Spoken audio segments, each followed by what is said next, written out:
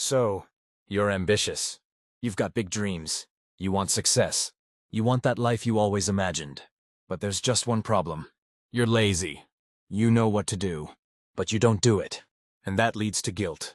Because deep down, you know you're capable of more. That guilt builds. Days, weeks, months. Then it turns into something worse. Acceptance. The new year rolls around. Same goals. Same you. Motivated for like a week. Then guess who shows up? Procrastination.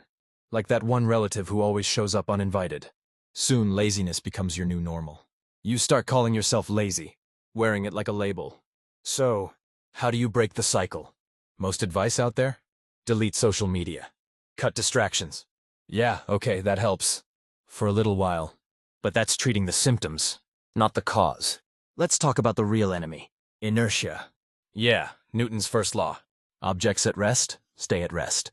Objects in motion, stay in motion. Tasks work the same way. That first step, that initial push, feels huge, so we avoid it. And instead, we chase cheap dopamine. Scrolling, snacking, anything but starting. So, how do we fight inertia? 2 simple ways. 1. Lower the stakes. That big essay, don't start with 5,000 words. Start with 50. That's it. Easy. 2. The 2-minute rule. Don't feel like doing it. Just do 2 minutes. Then stop if you want. Hate cleaning your room? Play a song. Clean until the music stops. That's it. The secret? You usually keep going. Because motion creates momentum. And momentum is everything. At first, it's like pushing a ball uphill.